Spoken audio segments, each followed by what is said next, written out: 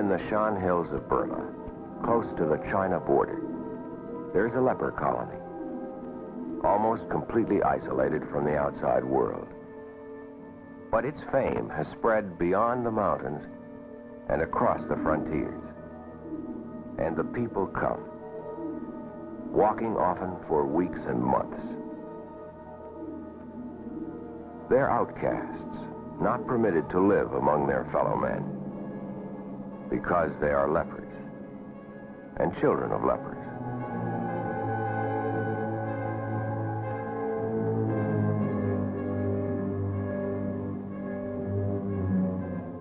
They live on what they manage to pick or kill in the jungle around.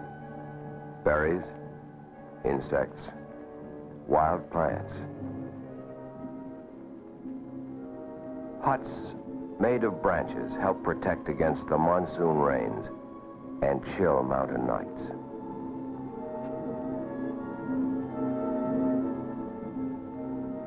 They bring little with them. They have little to bring, but their pain, and hope that at the end of the road there will be help. Ahead lies Keng Tung Leprosy Colony. For those who live here, for hundreds of miles around, Keng Tung Colony has come to be known as the Happy City.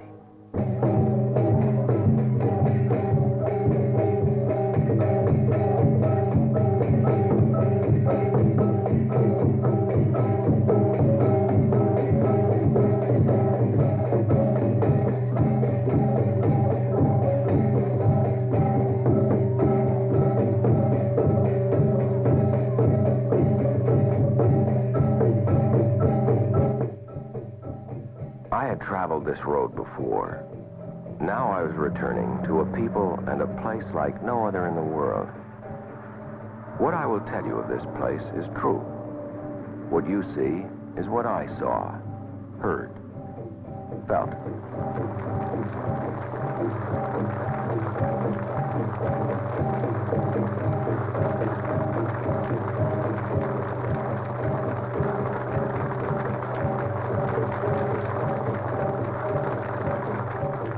I had not expected a welcome such as this. Many years had passed, but we had not forgotten each other. Could I ever forget these faces? But I remembered differently. There were so many now. And what had become of the stained and filthy rags? The vacant stares of despair? Where was the decaying flesh? The anguished cries of the leper? Some miracle had happened since last we met so many years before. A holiday had been declared, and a program carefully prepared weeks in advance. I sat with Father Colombo, my friend, the colony's architect, doctor, priest, bricklayer, and blacksmith. The Council of Headmen read the official speech of welcome. Then old and special friends were presented, according to their custom. I had known Inan as a leper 6 years before. Now she was well and married, living in a nearby village. One child named William for me, the other Caesar for Father Colombo. The gifts began with trays of bananas, baby food, and betel nuts. Rice, eggs, matches. Hoarded for months. The best of what they had. I would have to find a way of returning it all without appearing ungrateful. What could I do with a chicken? But all of this was not for me alone. They could see and hear and touch me. They could not see and say what they felt for the many Americans who had helped this once grim and ugly place of pain become the Happy City.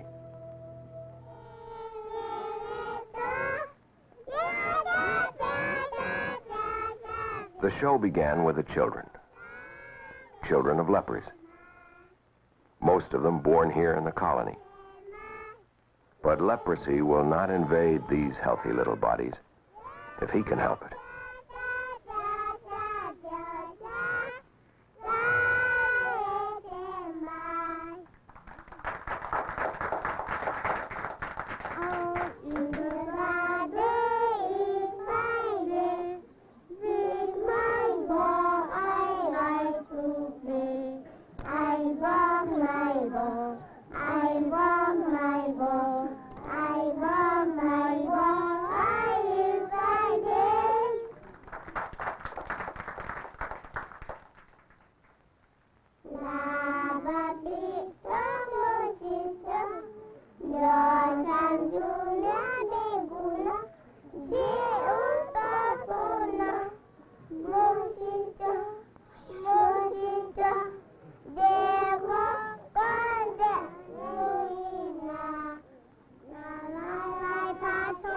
The costumes, made by the sisters from cloth sent from the States. A bit of bright cloth and a straw hat to lift the spirits. For the children, for all of Keng Tung's people, as good as any medicine, I thought. There are several different tribes and religions, too, in the colony. Shans, Ikaws, Kachins, Buddhists, Catholics, Protestants. Each tribe in its traditional costume would try to outdo the other in inventiveness. And the show went on and on.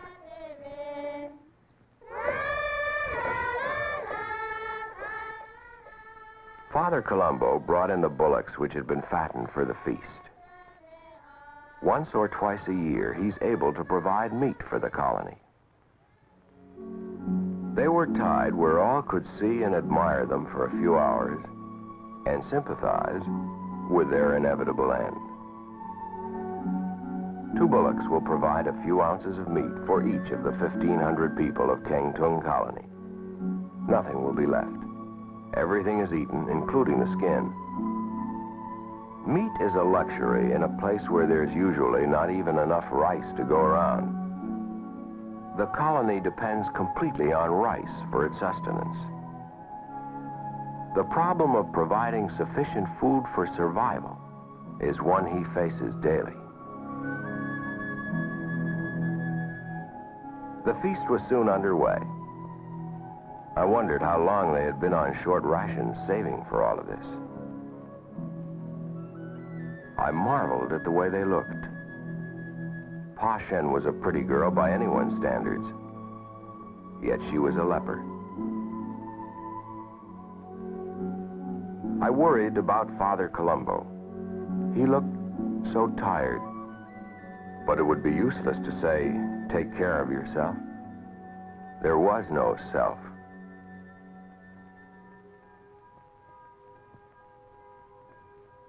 It had been a long and wonderful day. As night fell suddenly over the hills, the curfew bell tolled its warning. For with darkness, there was danger now. The joy of the day was gone, and in its place was fear, as people hurried to their houses. Hidden in the hills beyond, in the jungle and darkness, were marauding guerrilla bands. Terrorists, insurgents, communists, and others bent on revolution, on separating these Shan states from the Union of Burma. The Burmese troops, 9 or 10 of them assigned to duty in the colony, took up their positions for the night.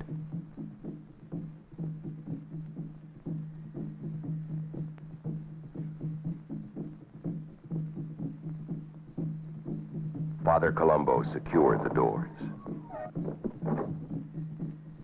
His army gathered. 100 lepers armed with ancient flintlock rifles, prepared for jungle patrol, to stand guard outside while the colony slept. Be careful now. Take no chances. Fire only if you must. Do you have enough food and blankets? Send a message if you need me.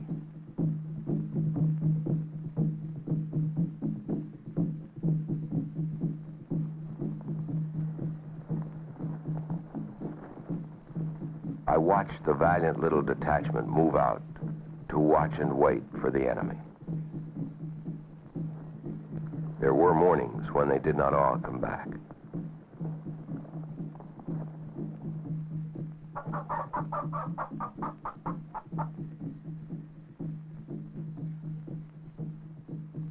A deep and anxious stillness hung now over the colony.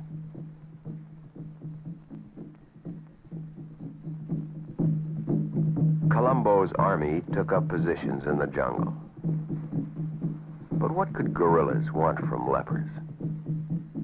Food, medicine, guns, money, blankets. Anyone to kill so that others would be afraid and obey. Terror was the weapon. This is how war works. Burma style.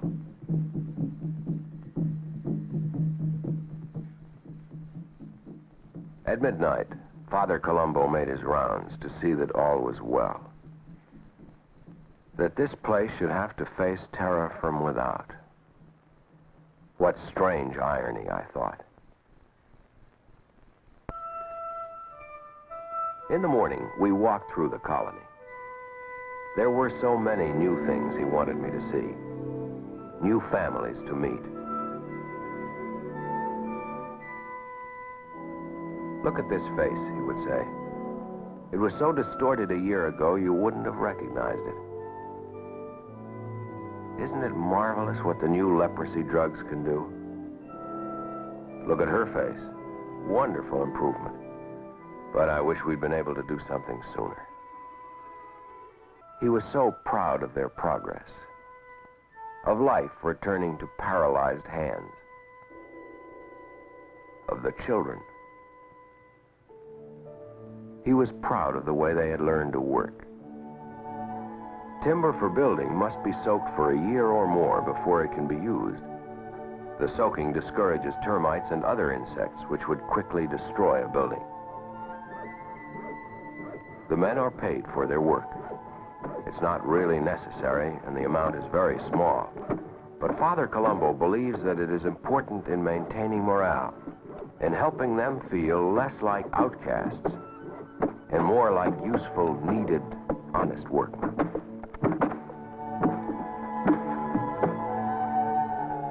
They were building a storehouse for the rice.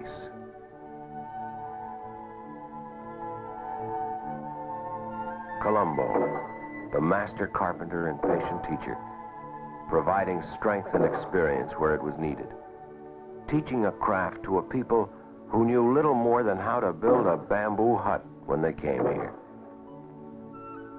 teaching skills by which they can live when they leave here.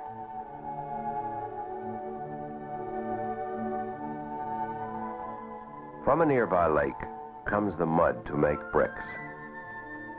They've experimented for years with methods and techniques, different kinds of earth, trying to make bricks which will last, which will not crumble back into earth again with the rains.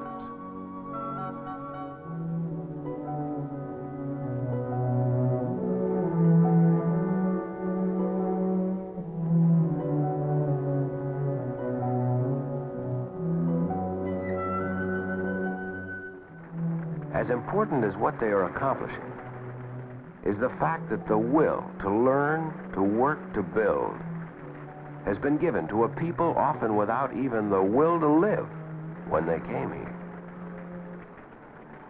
It took 3 years to make and bake enough bricks for the colony's proudest accomplishment, the new hospital. I'd often see him stop for a moment to gaze and admire it as if it were something marvelous to behold. And indeed it was. Built by the people themselves. Every block and brick made here in the colony.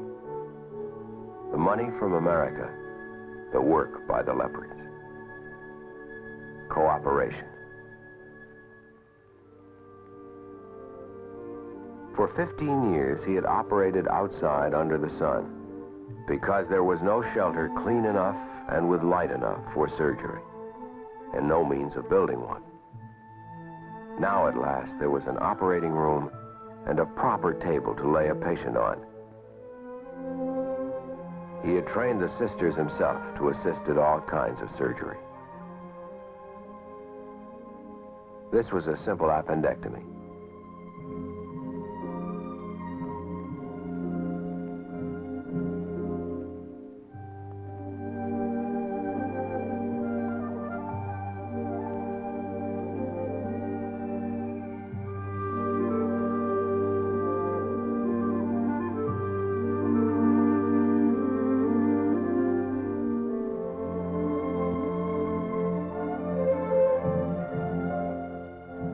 Beyond the table itself and instruments, there's yet no other equipment in the hospital, not even beds. But the building at least is here, and perhaps the rest will come. Besides surgeon, he's also pediatrician. It's always a fight to keep them well, but much more of a problem to find space, food, and medicine for the hordes who have heard of the happy city and come streaming in. Lepers down from China, from all over Burma. They have been cast out as unclean from home, family, and friends. As in biblical times, cast out as lepers.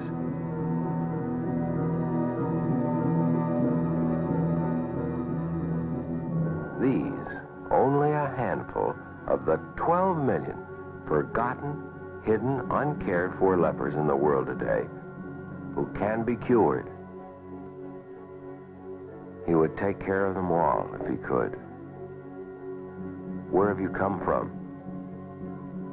How long have you been traveling? The touch of his hand offers hope that their journey can be over, for they cannot return to the place from whence they have come.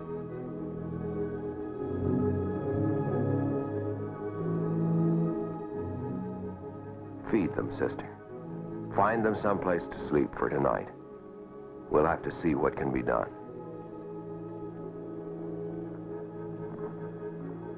When last I visited here, I did not see how he could take in another single person. Yet in 6 years, the colony has doubled in population. But how to feed them? Already the rice ration is cut to survival limits.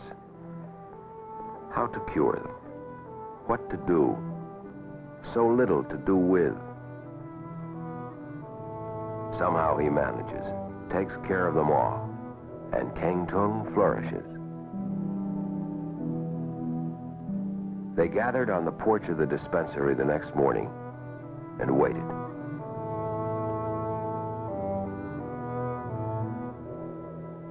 He examined them one by one. The disease in its early stages here. Spots on the face and on the back. Little damage yet to muscles or nerves. At last, in the 20th century AD, man has found the way, the drugs, to combat and eradicate forever this ancient curse. Careful medical records are begun. In a year, the spots will have disappeared if she can be kept here, nourished and treated. Father Colombo and the sisters have vowed to remain here for life, to do just that. If help comes in time, the disease can do little damage. But useless hands and feet and bone cannot be restored.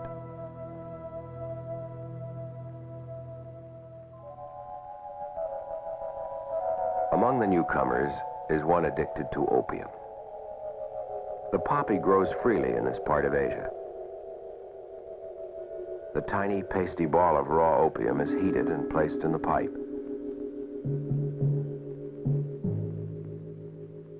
A few deep drafts, and there is no pain, no hunger. Only dreams of a heaven full of rice. The council of head men of the colony know of the opium smoker. They have decided that somehow they will find rice and make room for the new ones. But an opium addict cannot be allowed. One addicted is a sorrow to his family, a problem and a threat to the peace of the happy city.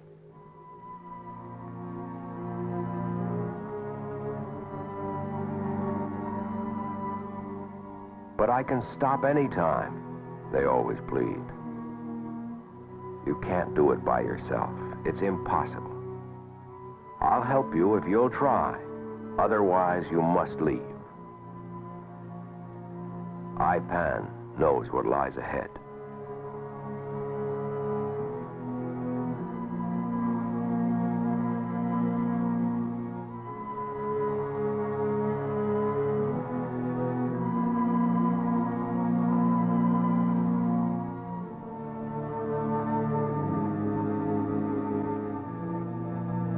For 10 days, he will stay here, confined, alone.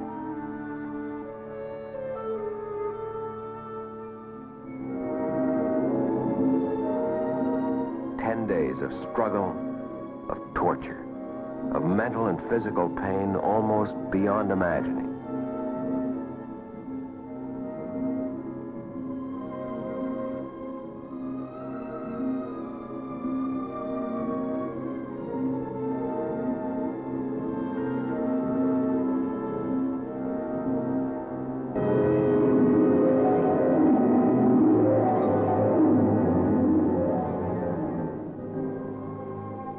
On the 4th or 5th day, the pain and craving subsides, but it will return.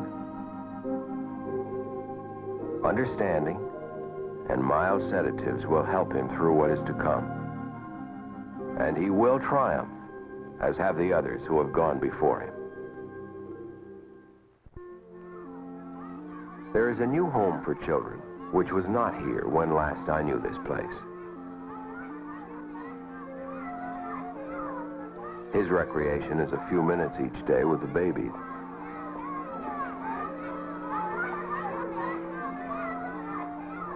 Before the nursery was built, children born in the colony were sent out to live with foster families. Few survived. 92% died before they were 3. Now it is different. Children are separated from their parents to avoid possible contagion, but kept here in the colony, given anti-leprosy vaccine, loving care. And they have every chance of growing into normal, healthy adults. The child mortality rate has dramatically reversed itself. Now, over 95% live. Sister Maria cares for over 250 children in the nursery. The problem of getting 3-year-olds to take a nap seems to be the same the world over. I wondered, though, what would have become of these children if this building were not here? Would they be among the 92% to die? I suspected they would. How much life depended upon a board floor and a roof, I thought. There was a sudden baby boom in progress. Over 100 born in the last 10 months. The question now was where to put them all.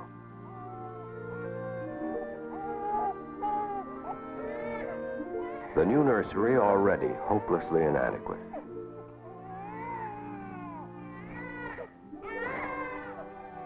The care and love they provided in abundance. But babies need much more than this. They were running out of baskets and blankets, out of bottles and nipples. Every rag available served as a diaper. They howled and screamed like babies everywhere. They ate and slept peacefully. not knowing how much their lives depended upon providence, on help from people they would never see or perhaps even hear of. Sister Maria and Sister Serafina make the formula twice a day and live in fear of that day when the shipment of powdered milk does not arrive because there is nothing else to feed the babies. Washing diapers goes on endlessly. But perhaps even more needed than a washing machine are better means to educate the growing number of children. They cannot be sent forth from here as illiterates. There must be a real school, a full-time teacher, and books. But all of this must wait until still more pressing problems are dealt with. In paddy fields a few miles from the colony, ex-lepers prepare the land for the new rice. Men who no longer show signs of active leprosy, who appear to be cured, who are able to work. Some place must be found for them to live. Something given them to do, since never again can most return to their villages to take up life as they left it. Near the paddy is a village composed of these people. Several satellite villages like this one have been established for people well enough to go out from the colony to make room for others. There are now nearly as many people in these outside villages as there are in the colony itself. I cannot abandon them to starvation and reinfection when they leave, Father Colombo says. And so he organizes a village, supplies food and medicines to get them started. There's still his patients under observation and care. The doctor wants to be certain that the new drugs really cure, not merely arrest the disease. It will take time to tell.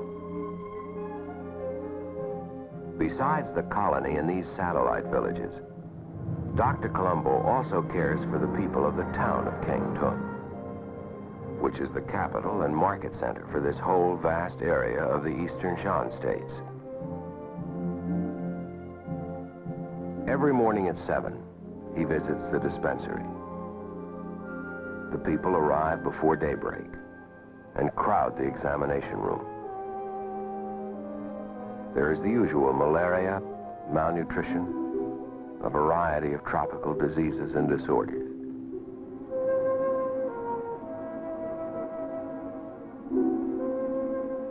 Sometimes leprosy is detected in its early stages among those who are not even yet aware that they have the disease.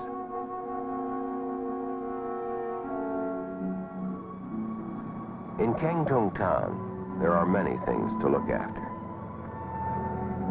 Certainly, his most difficult single problem is providing rice for the colony.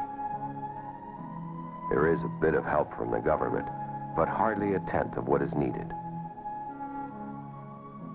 The rice merchants extend credit, but a time of reckoning always comes, and he must plead for more time and more rice.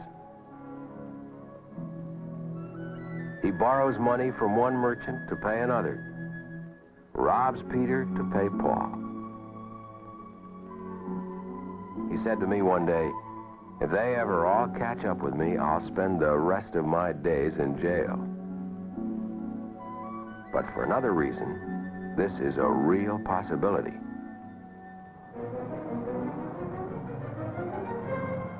All vehicles are stopped and searched. Aiding the terrorists is punishable by death.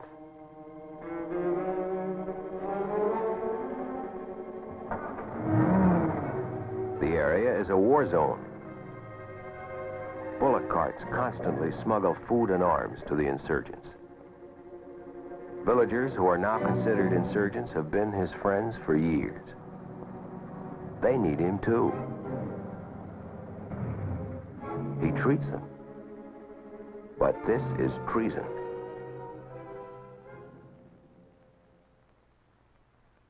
While the colony sleeps, you'll find him still at work at his desk, keeping medical records up to date.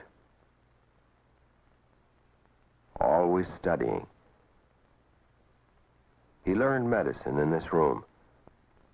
Later, after 2 years of study in an Italian hospital, he was able to pass the examination for an MD. There are letters to write. Letters of appeal and thanks to people overseas who help. He sleeps 3 hours in 24, and often this is interrupted. I would look out of my window in the small hours and see him in the moonlight carrying a syringe of morphine to someone in pain.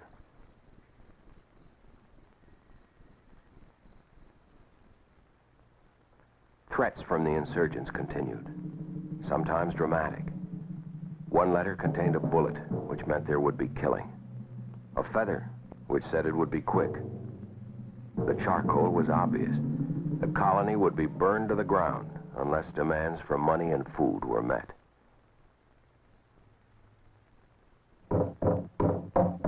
A knock at the door meant he was needed in the jungle.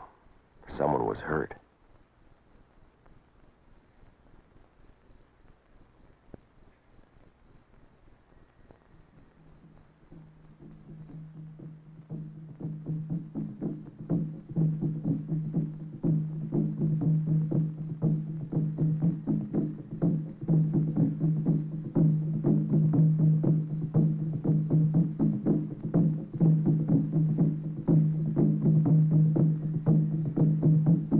One of the leper guards killed.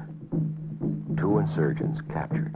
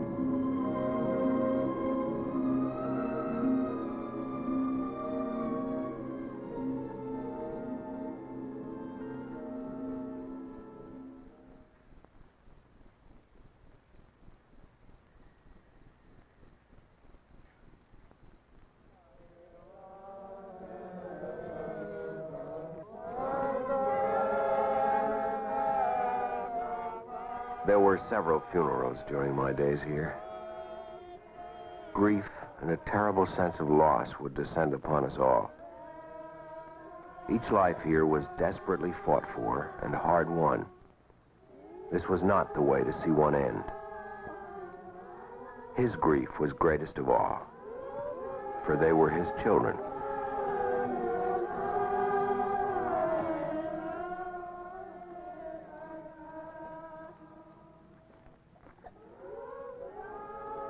I worried, as I knew he worried, about who would bury them when he was no longer here. There was no one. Was there another man like this man? To be sure, he will live here forever. But what will it be like when the voice is stilled and there is only the memory to guide King Tung Colony? Per misericordiam Dei, requiescat in pace. Amen.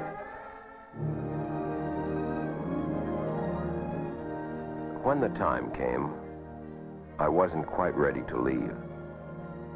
But my life and work was not here.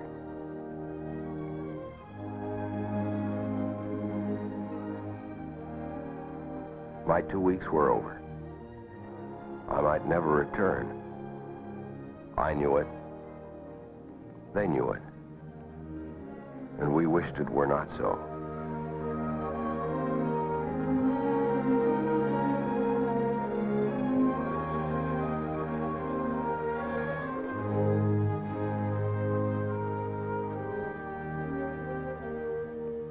I said goodbye to the sisters, and perhaps for the last time, looked through those soft, deep eyes into that noble heart.